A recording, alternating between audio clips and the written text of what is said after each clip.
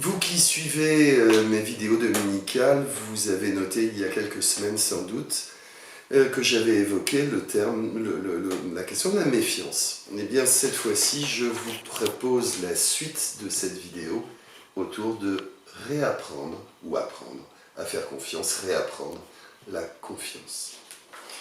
Alors, pourquoi? Parce qu'on a bien vu la dernière fois que la méfiance pouvait faire obstacle à la relation, à la communication, à la coopération, et puis que dans certains cas, elle ronge, elle fait souffrir.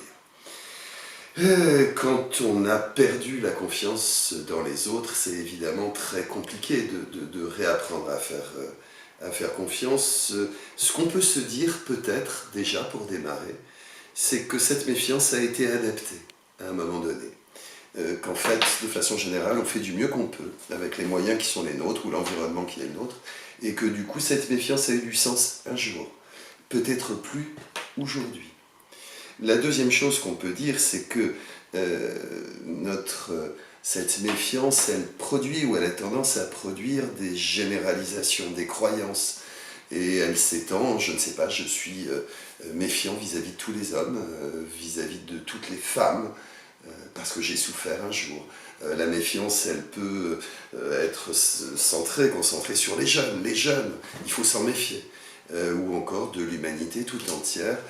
C'est les autres qui sont des loups, et cette méfiance-là, ces généralisations-là, évidemment, ont peu de sens dans la réalité. Et puis troisième élément important, la méfiance entraîne. La méfiance, comme la peur entraîne les agressions, la méfiance entraîne de la méfiance en face, et il est temps de changer. Alors les axes de progrès pour réapprendre à faire confiance. Alors, huit petites pistes. La première, c'est de questionner. C'est de questionner des choses comme toujours, comme tout le temps, comme tout le monde. Et on se rendra compte évidemment qu'il y a des exceptions à chaque fois, et que cette croyance est sans doute erronée. La deuxième idée, c'est que réapprendre à faire confiance, ça ne peut se faire qu'en toute sécurité. Et donc, évidemment, ça veut dire accorder sa confiance pas à pas, par petits bouts, dans un cercle restreint de personnes, avec des enjeux limités, dans un cadre qui peut être sécurisant, parce que bienveillant, par exemple. La troisième idée, c'est de rester vigilant. Évidemment, il ne s'agit pas de faire confiance à n'importe qui, il s'agit de rester vigilant, mais pas trop, pour que quelque chose puisse advenir.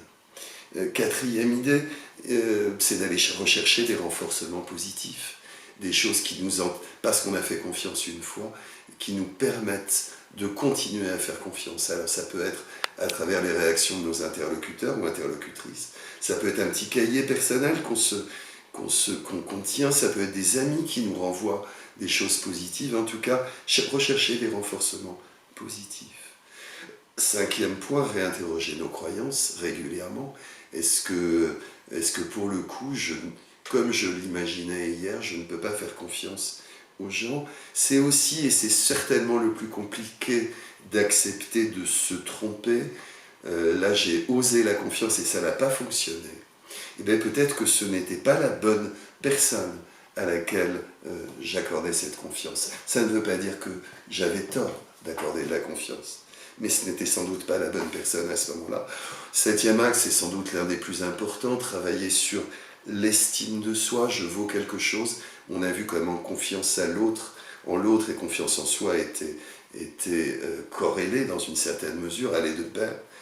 Dernière idée, entre la naïveté d'une confiance absolue et la méfiance, je peux aller chercher un équilibre, c'est-à-dire une confiance raisonnée. Enfin, bon, et pour conclure cette vidéo, je nous rappelle une chose qui me paraît très importante sur la question de la confiance.